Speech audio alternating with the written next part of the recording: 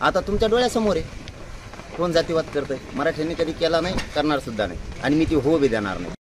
वंजारी समाजाचे महाराज लोक असं उद्देशून करतात की बाबा मराठ्यांच्या दुकानावर जाऊन खरेदी करू नका, असं व्हिडिओ व्हायरल होते बीड जिल्ह्यामध्ये. नाही, आता हे बघा, शेवटी संस्काराचा विचाराचा प्रश्न. पण पूर्वी असं नव्हतं पण, आणि जातीवादाचं काही कारण पण नव्हतं. विषय होता आरक्षणाचा, तो भाग वेगळा. एक मागणी ही सरकारकडे ओबीसीची असो किंवा मराठीची असो, त्याच्यात जातीय वाद निर्माण करायचा काही प्रश्नच नव्हता. परंतु आता ही आता सवय असते, एकदा आपल्यावरची वेळ निघून गेली की ते गुरगुर करायचं ही सवय असते. त्याला कोणी काय ना करू शकत. पाठीमागचे विचार बघा, पाठीमागं मराठ्यांनी केलेले कामं बघा. तिथं मराठा ओबीसी वाद आणायची काही गरजच नव्हती. आणि आता जर ते असं करत असले की ते कुठं मराठ्याच्या दुकानात जाऊ नका, कुठं मराठ्याच्या रिक्षात बसू नका, कुठं मराठ्याच्या हाटलात जाऊ नका, हे चांगला संदेश नाही महाराष्ट्रासाठी. आता याच्यावरती उत्तर मला सुधीर भाऊ मुनगंटीवार यांनी दिलं पाहिजे, शंभूराजे देसाई साहेबांनी सुद्धा दिलं पाहिजे. आता ते त्यांचं म्हणणं होतं की काय जातीय तेढ निर्माण होतोय बीड जिल्ह्यात, असं होतंय, किंवा अनेक त्यांनी काही प्रश्न उपस्थित केले होते. कोणी जातीवाद केला आहे? आम्ही कधी जातीवाद केला? त्याच्यातून संवाद झाला पाहिजे असं सुधीर भाऊंचं म्हणणं होतं, शंभूराजे देसाई साहेबांचं म्हणणं होतं. मराठ्यांनी जातीवाद केला कुठं नेमका? आता तुमच्या डोळ्यासमोर आहे. कोण जातीवाद करतंय? मराठ्यांनी कधी केला नाही, करणार सुद्धा नाही, आणि मी ती हो बी देणार नाही. बीड जिल्ह्यातल्या सगळ्या मराठ्यांना आव्हाने, शांततेत राहा. आता वेळ निघून गेलेली, त्यामुळे ते असं करणार आहे. शांततेनं बघा, बघूयात किती दिवस अन्याय करतात, होऊ द्यात चुका, नंतर बघूयात. आपण सगळ्यांनी शांत राहायचं म्हणजे राहायचं, आणि मराठा राहणार आहे. मी तो पाठीमागं सुद्धा मराठा शांत राहिलेला आहे. गेली असं लोकसभा होऊन विधानसभेला बघू, आपण कोणाचं नाव घेतलं नाही, त्या टायमाला नाव घेऊ. पाटील, बीडमध्ये वंजारी विरुद्ध मराठा वाद टोकाला गेलाय, वाद होत आहे, याला कोण जबाबदार आहे? समजा तेच मी म्हणतोय, वंजाऱ्याचं मराठ्याचं कवा काय झालेलं? कुठं बांध कापले एकामेकाचे? काहीच झालेलं नाही. मग आता तुम्हाला जर आता हुकुमशाही करायची असली, आम्ही म्हणतो तेच करा, असं कसं जमत? असं कसं? लोकशाहीनं अधिकार दिला त्याला. तुम्हाला मतदान केलं तर चांगले, नाही केलं तर वाईट. ही कोणची लोकशाही चालवत आहे? हे कोणचं नेतृत्व करताय तुम्ही? देशाचं करताय, एक जण राज्याचं करतोय, एक जण पालकत्व आहे राज्य बीडचं. हे कोणचं विचार चालवताय तुम्ही? आहे तोपर्यंत गोरगरीब जनतेला जवळ धरायचं, पाया पडायचं. आता जातीवादी मराठी असते तर मोजाबरोबर व्यासपीठावर, अरे मराठ्याला बसायला जागा नव्हती, इतके मराठी होते, त्याच्यात 7-8 आमदार मराठ्याचेच नुसते. आता हे त्या बसणाऱ्या मराठ्यांना कळालं पाहिजे की आम्ही काम करून आमच्या जातीवर ही काय वेळ आणली तुम्ही. लाज वाटली पाहिजे त्या मराठ्यांना. आता हे जातीवाद उफाळून यायला लागलाय. आम्ही कुठं जातीवाद केला? एक दाखवा. मी माझ्या संवाद बैठका घेतोय, नारायणगडाच्या कार्यक्रमाच्या, सप्त्याला लग्नाला भेटी देतोय, त्याला जातीवाद म्हणताय का? मी कधी ओबीसी मराठा जातीवाद केला? आधी हा मी नेत्याला नाही सोडत. ग्राउंड लेवलवर मी एखाद्या ओबीसी बांधवाला दुखावल्याला मला एक दाखवा, तुम्ही म्हणतात ते ऐकायला तयार आहे, म्हणताल ते.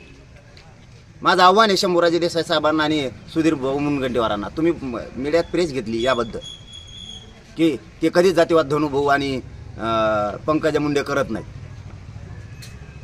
आता हे काय? हे काय? मला दाखवून द्या दोघांनी पण की मी कधी जातीवाद केला. यांनी पाया तोडायच्या भाषा करायच्या, कोयत्याच्या भाषा करायच्या, मराठ्यांना आरक्षण मिळून न देण्याच्या भाषा करायच्या. ओबीसी मराठा वाद केला कोणी? मी थोडा केला. मी आधी कुणाला दुखवलंय? ते बोलल्याशिवाय मी बोललो नाही. आणि खरं सांगतो मी आज तुम्हाला, कधीच त्या बहीण भावांना मी विरोधक मानलेला नव्हतं, कधीच. त्यांनी विनाकारण हिणवलं आम्हाला. तरी मी त्यांना सांगितलं पहिल्या सुरुवातीला, तुम्ही माझ्या नादी लागू नका, तुम्ही असं हिणवू नका, उपोषणाबद्दल बोलू नका. तरी त्याच्यानंतर 3-4 दिवसाने बोललेत. मग मी बोलणारच ना. पण मी म्हणलो महाराष्ट्रातला एक मला फोन दाखवा किंवा साधा असा कानात बोललेला माणूस दाखवा की मी म्हणलो आमक्याला पाडा. मी जर म्हणलो असतो ना, 8 व्यासपीठावर लोक नसते राहिले बीड जिल्ह्यात. हो खरं सांगतोय मी, आमच्या मनातच वाईट भावना नाही ही. आम्ही तुम्हाला विरोधक कधी मानलेलंच नाही, पण तुम्ही ही जातीवाद करणार. काय दुकानात नाही आले तुम्ही, एवढा स्वाभिमान जागा झाला तुमचा, काही नाही करून मराठ्याच्या दुकानात नाही जायचं, मराठ्याला बसायचं नाही. ही कोणता जाती तेढ निर्माण करायला लागले? तुमचा एवढा स्वाभिमान जागा झालाय, ठीक आहे, मराठ्याला स्वाभिमान आहे. जाते शेतात कामाला नाही, तुम्ही दुकानात आले तर आम्ही शेतात कामं करू, आम्हाला बी स्वाभिमान आहे, मग नावीलाच आहे त्याचा.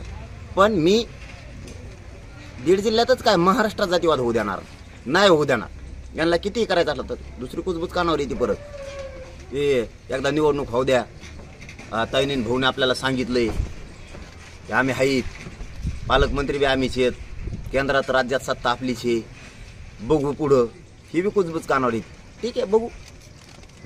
तुम्हाला आता जातीय तेढच निर्माण करायचा, त्याला कोण काय करू शकणार नाही आहे. बाबा महाराष्ट्र बघतोय जातीवाद कोण करतोय. सोशल मीडियावरती परत त्या यूट्यूबवरती त्यांचे काही लोक बसायले विश्लेषण करायला गेले जातीवाद कोण करतात. कशाला पसरिता, काय झालंय कुठं कोणाचं. वंजारीचं मराठ्याचं कवाच काही झालेलं नाही.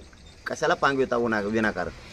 आम्ही जातीवाद करत नाही, आम्ही जातीवाद करणार नाही आणि मी हो सुद्धा देणार नाही. 1 महिनाभर मराठी शांत बसणार. कोण काय काय करतंय काय काय नाही आम्ही शांत चित्तानं बघणार आहेत. बघू करते चुका तर होऊ द्या, पण आमच्याकडून पूर्ण शांत आहे. मारा आम्हीच खाल्लेत, अन्याय आमच्याच लोकांवरती झालाय, तरीही ते आम्हालाच म्हणते जातीवाद केलं. कुठं केला मला दाखवून द्यावं. आणि पाटील, बहिष्कार टाकण्यात वंजारी समाजाकडून कीर्तनाला बोलवलं जाणार नाही मराठा समाजाचे, असंही बोललं जातं. आता संताची भूमी म्हणते बीड जिल्हा. आमच्या बीड जिल्ह्यात असं कधी झालं नाही, आमच्या महाराष्ट्रात कधी झालं नाही. विचार शेवटी नावेलाच त्याला. आमचे विचार ते नाही. आम्ही कधीच म्हणणार नाहीत ओबीसीच्या दुकानावर जाऊ नका,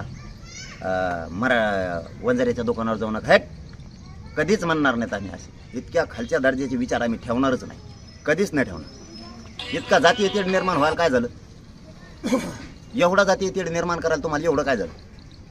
म्हणजे 13 तारखेपर्यंत मराठी चांगली होती, 13 तारीख संपली की मराठी वाईट झाली. मराठ्यानं तुमचं काम नाही केलं, याच्यासाठी काम केलं आहे का. महाराष्ट्रातले कोणचा ओबीसीचा उमेदवार उभा असू द्या, मराठीने काम नाही केलं.